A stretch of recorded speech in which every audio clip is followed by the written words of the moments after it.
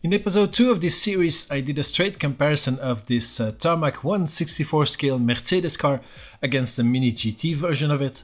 It might not be a surprise to most that the Tarmac version came out on top. Nothing against Mini GT, but putting the same cars side by side just shows how different their approach is. The Tarmac Works car looks like a shrunken down model, whereas the Mini GT seems to be more like an upscale toy car. That's maybe a bit harsh, but seeing them side by side, it's clear that these brands are not in the same league. And this Mercedes model perfectly illustrated that. You just get a high quality feel from Tarmac from the get-go. It starts with the packaging style most Tarmac models use. The model comes in a display with a windowed sleeve around it. The sleeve mimics the car's livery and colors, which makes it visually very appealing. Even the inside of the sleeve is also decorated, providing a dynamic background to the model. On the front then there is a Tarmac logo and the car's info. The top then features a Hobby 64 logo, in this case the collection line from Tarmac in which the model belongs to. On the back there is another Tarmac Works logo and the Tarmac for Good charity logo, to which $1 Hong Kong goes to per car. The bottom then features all the Tarmac licensing info and their socials, together with a manufacturer hologram, Mercedes in this case. The full model info, including the chassis number and the model's barcode. The display case then slides out, revealing this small certificate card, and this one is again themed to the car's livery. It features a Tarmac logo on the front with their socials again. The back then has this big limited edition letters in the background, and the text with the model's info, the chassis number and the individual limited edition number. The base of the model then is nicely decorated too, and the model is not placed in the middle of the base as the model's info is printed in front of it. This Mercedes model has been reviewed in the previous episode of this series, so I'll now move on to the other cars I got from Tarmac. And we'll move on with this Volvo 850 Estates, as it was the first Tarmac model I actually bought. I used to be a huge fan of the BTCC back in the mid-90s already, and this Volvo was one of my favorite cars to compete in it. As you can tell from the Spark Peugeot 806 I recently got, I kinda like unconventional race cars, and this Volvo really turned quite a few heads when it was first presented. Now this version here is not quite the BTCC version, but this one is from the FIA Touring Car World Cup, which was a one-off race for all the super tourists at the time, held at Donington Park. This TWR Volvo was also entered with their lead driver Jan Lammers. The car is exactly the same as the BTCC version, but for the number plates. Here too the packaging is in the same style as the car's livery and looks very nice. The small certificate card is again really pretty, and the base of the model is again nicely decorated with a big 850 denomination on it in the typical Volvo style of the time. The model info is not centered on this one, but aligned to the left. The little model itself then looks great. Just like with the Merc, you immediately feel this is a quality model despite its small size. It also features great detail on the front, like the grille, that red tow hook, or the photo etched latches on the hood. The wheels again look great here, with the branding present on the tire sidewalls. The detail on the interior is again top notch, and the small antenna on the roof looks very refined. The rear of the car is again nicely detailed, with the typical of this car large light bars, the exhaust, the red tow hook, and the photo etched trunk latches. I really love this car, so I'm very happy that Tarmac did a great job on it. I also have another version of this car. This is the Rickard Rydell BTCC version. The car itself is pretty much the same, of course. It's the packaging that is slightly different. The sleeve is similarly themed, but has a different layout with more white parts on it. This version is also a lot older, so it has the old style Hobby 64 logo on the top. The certificate card is also a bit different then, with more white on the front, and it has this Volvo cyan blue background on the back. The decoration on the inside of the sleeve is also very different, with this dynamic speeding picture of a racetrack. The base of the model is also made to look like a racetrack with the curbstones and asphalt print. The next model then is not a touring car anymore, but the Ferrari 488 GTE 2019 Le Mans winner of its class. This is a collaboration with XO, as you can tell from the logos on the front. The Model 2 belongs to the Hobby 64 line. Weirdly enough, the back of the sleeve doesn't have any logos on it, it's just in the car's theme colors. The bottom again features the XO and Tarmac logos and the usual stuff with a Ferrari stamp, of course, for this model. The inside of the sleeve then is also not decorated, but just simple black. The little card then has both XO and Tarmac logos on it, and the back has this nice black background to it. The base is again beautifully decorated with a printed part in the car's colors underneath the model. In front then is a black glossy part with the model's info on it. The little Ferrari car then looks absolutely stunning. I really like this livery, and the metallic red color in particular looks amazing. The attention to detail is again impressive with the smallest of tow hooks on the front. The prominent and oddly shaped front splitter. The real 3D Ferrari badge on the nose, these real cutout vents, or the great looking headlights. The detailing on the windshield is also fantastic with that beautiful sun strip, these small tariff tabs, or these tiny leader lights in it. The small sticker here on the dashboard is also a very nice little detail. The inner details of the cockpit then are not too visible, but the contrast in between the metallic silver roll cage and inside and the black dashboard and seat makes it look quite realistic.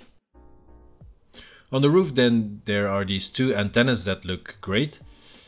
And there's also this sticker celebrating Ferrari's 70th anniversary of their first win at Le Mans. The engine is partly visible through this window and looks okay. It's not massively detailed either. The rear of the car then looks pretty good then, with a big rear wing and the rather uniquely shaped support pillars. The detailing on the rear lights is again very good, and the diffuser looks amazing with these yellow streaks on the outer sides. The small red tow hook then and the chrome prancing horse are very nice fine details. Finally then, the wheels look very good too. And the tires have the correct Michelin branding on the sidewalls as well. Let's now have a look at the first rally car I got from them. This Mitsubishi Lancer Evo 6.5 from the 2001 Safari Rally. And this is a car driven to victory by Finnish rally legend Tommi Mäkinen. The box then looks really nice in white with this chrome line on it.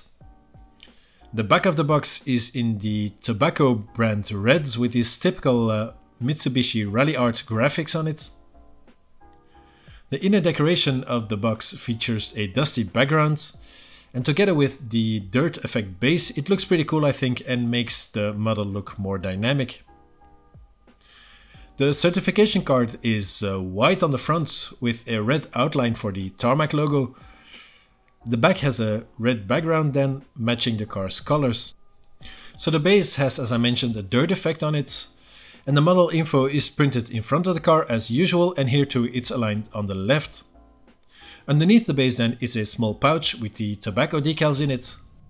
This model originally came unbranded, and the decals were quite easy to apply. I didn't even need to unscrew the car from the base. Once fully decaled up, this model looks mighty fine, I have to say. I really like the look of the Safari kits they used to run back in the day.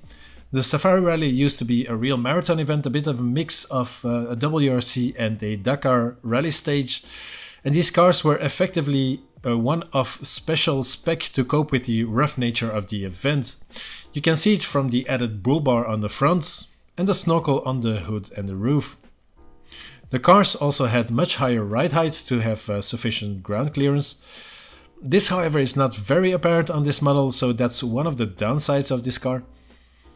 Another one is the sum guard that is missing here underneath the bull bar.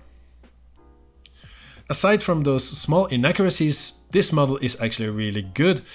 The other Safari modifications that are featured on the model are pretty nice. The detail on the bull bar looks great with the perforated metal sheets behind it.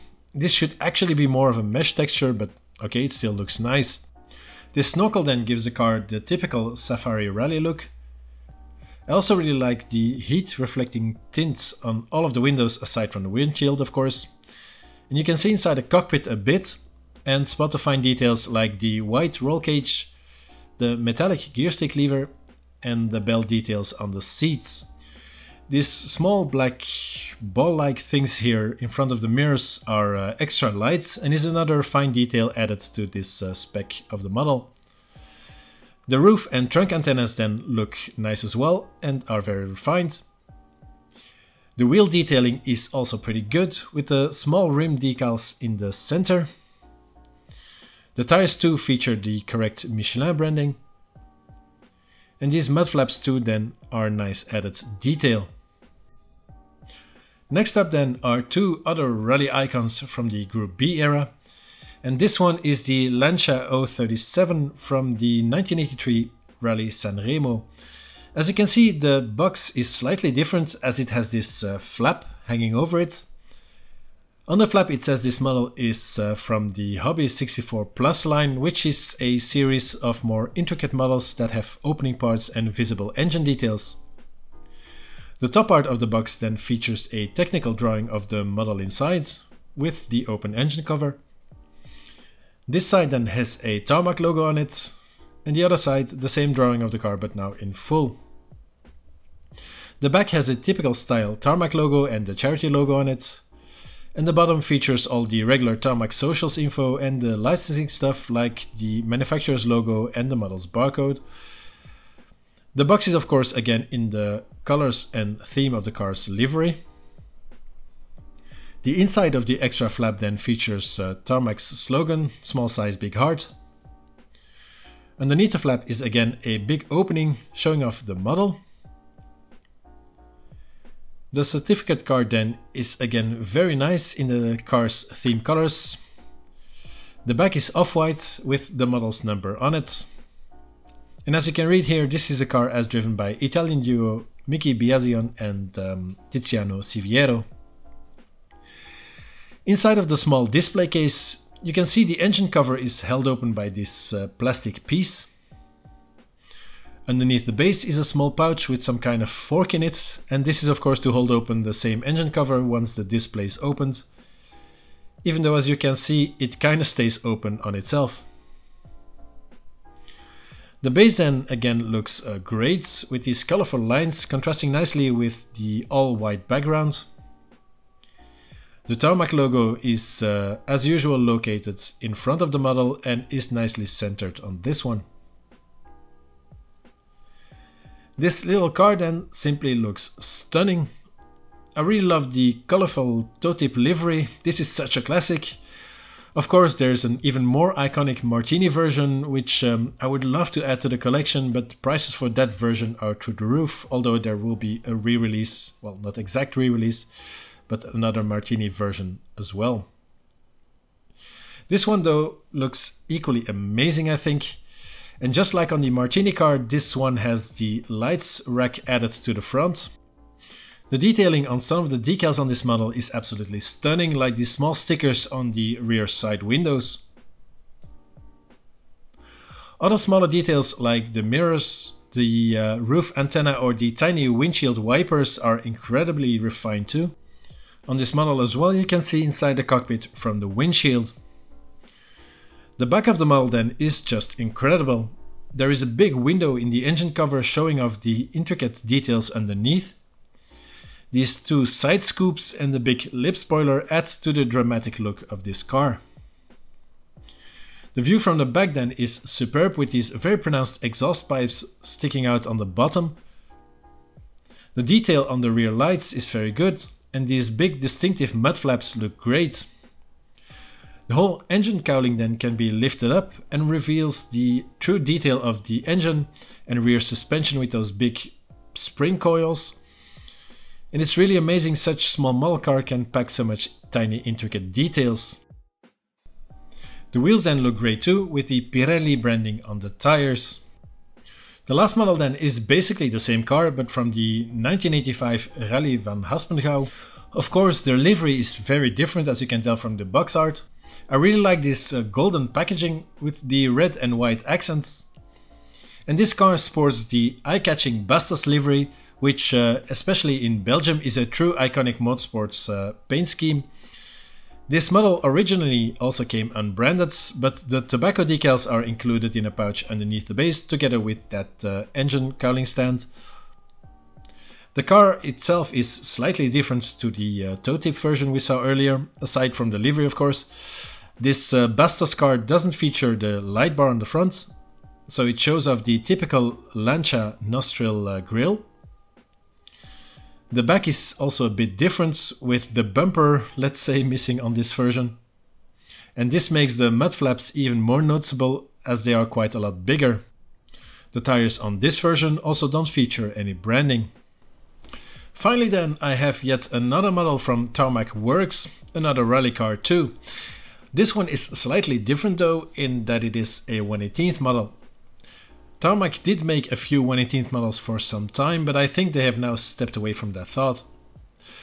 The one I have is another Mitsubishi Lancer rally car, the Evo 5 from the 1998 Rally Australia. I'll quickly show off this car too, but I think it merits a video on its own, so there will not be a full review here. But I think it's cool to see what Tarmac can do in a bigger scale model. And as you would expect, this 1/18th model is also very nicely detailed. Some of the best features are the detailing on the front, like the mesh grills you can actually see through. The photo-etched Mitsubishi badge is also very finely detailed. The inside of the cockpit looks amazing with the real fabric belts and the fine buckle details. The carbon yellow on the back of the seats, or these helmet hangers on the roll cage in the back. On this model too, the photo-etched latches look great, and the wheels are nicely replicated with the branding in the center part.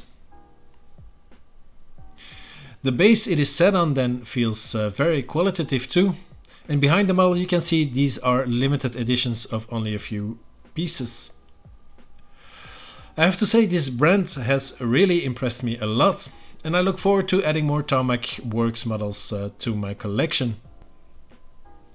So this concludes this episode on Tarmac Works and the first haul of models I got from this brand.